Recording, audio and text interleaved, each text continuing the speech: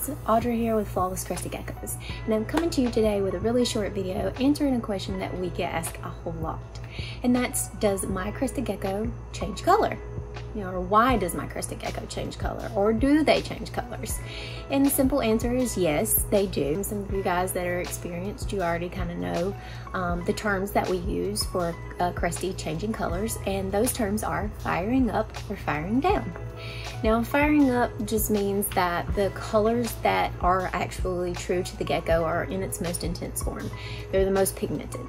So if you see an extreme harlequin with the orange, like a tricolor extreme harlequin with the orange or the yellows, and they're just really, really, really intense, they're bright, and also their patterns are really intense and you can see them really well. They have a lot of that contrast in them. Typically that means they're at their truest, or that gecko is at its truest form. And that's what firing up means. Now, firing down is the direct opposite of firing up, right? So your gecko is in more of its paler state or its lighter state. You're not gonna see those colors be quite as vivid as they would be if it was fired up. With your patterns, a lot of times when a gecko is fired down, you won't see that pattern or that more contrasted as you would see it as it, pertains to being fired up.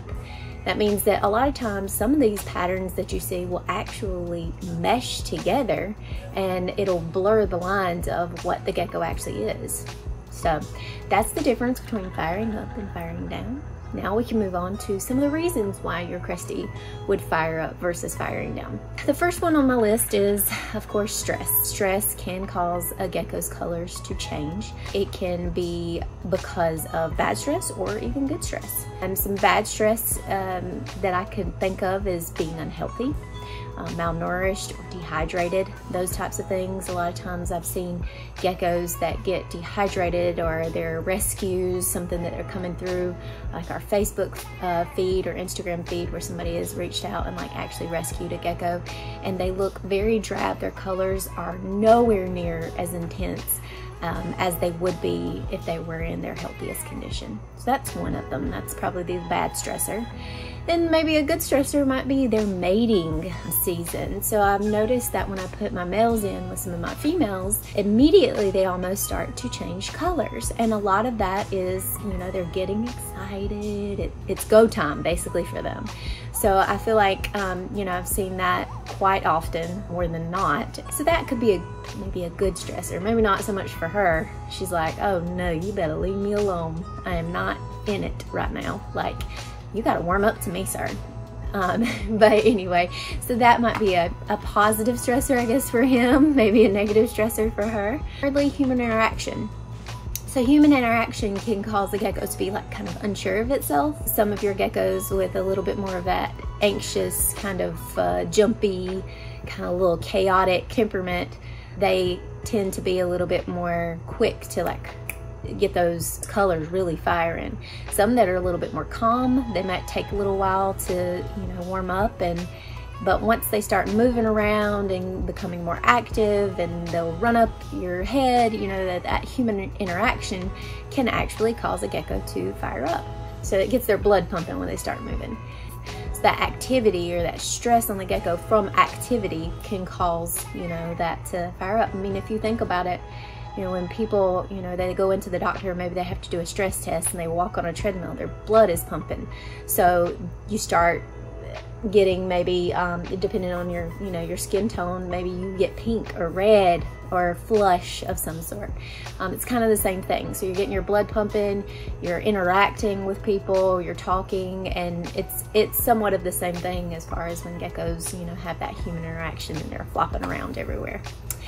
All right, so number 2 on my list of things that could make your gecko fire up or fire down is, it kind of goes hand in hand, temperature and humidity. So humidity is a huge, huge, huge, huge thing as far as it pertains to cresties changing colors. If it's, higher humidity, your gecko is typically going to fire up a lot more. If you've got the lower humidity, typically your gecko won't fire up as much. In the wintertime, certain areas of the country, it'll get cooler and you'll have a hard time keeping your humidity up, so it's a little bit drier and colder, and those geckos normally don't fire up as much as they might do that in the summer when the humidity is higher, it's rained more, so it's wet in the air. So that's the second one. A third one would be light. We will fire a gecko up for our photo shoots, and we'll get like a deli cup, you know, ones that you would transport a gecko in with little holes in it, and put a little paper towel in that gecko cup or that deli cup and put the gecko in there, and then spritz with a little bit of water, increasing humidity, and then we'll pop them under a UVB light for about 10 to 15 minutes, and that usually, you know, helps them fire on up, and then they're able to show their true colors. We're able to snap a picture of them, and then it's good to go. So it actually decreases the time that we would spend trying to fire these animals up, causing them more stress than necessary.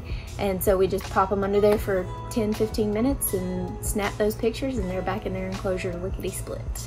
So light has a big influence on whether a crestie is going to fire up or fire down. Another example of light would be the day and the night schedules. You'll notice a lot of times your gecko is more active in the night, and when you flip that light on, it's like what was that, you know, and they might fire up really quickly with the night and then the light hitting them. Also during the day, if it's activity based, if they're asleep, you come in during the day and the lights are on, and they're, you know, they're just conked out and they're drab or they're pale or whatever. They're not showing their pattern. That means they're fired down. So one of the last ones, probably a lot of you veteran breeders or keepers have noticed, is age on a gecko. A younger crestie is probably going to be more true to its colors, like they're subadults and you're barely there adults. The older a crested gecko gets, the more that I've noticed that they don't fully fire anymore. And that just, like I said, that's age. I think all of us know what age does to us. So age can cause that. One great example of that is a red crested gecko. Let's say maybe it's a white and red crested gecko. And maybe you've been in this 10, 15 years and you notice one of your white and reds don't quite get red anymore. Maybe they're pink and you think, do I have a pink animal? No, you don't have a pink animal. You have a red animal that just doesn't quite fire up all the way. So there are some reasons why cresties fire up and fire down. I do believe it's important that as a buyer, you really get the true representation. We try very hard when we do our photo shoots to make sure that we fire them as far up as they will go. Sometimes we win, sometimes we lose, but for the most part, we really try to get them fired up so that we can show you their very true colors, so that you know what you're getting. That's just really important to see what they look like all fired. So we have a lot of people, they'll message us and ask us, especially on our white lines, what does it look like when it fires up? Well, it is fired up. That's it. So it's funny how people like view gecko's colors and how the internet can make such a difference, screens and things, and I guess it's color and pixels, and I don't know all that technical talk, but it's funny how, you know, the differences from the internet, what you see on the internet versus what it's like in person. So that's why we try really, really hard to make sure we're given the truest representation of the animal that we possibly can. I guess that's really it.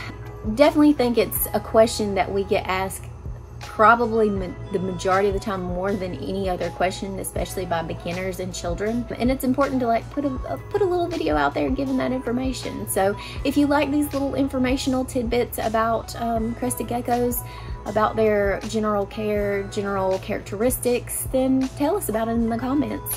I hope you enjoyed this video, and please hit the subscribe button wherever it may be on the screen. I'm not sure. Hit the bell, and hopefully we'll see you again next time. I'm out.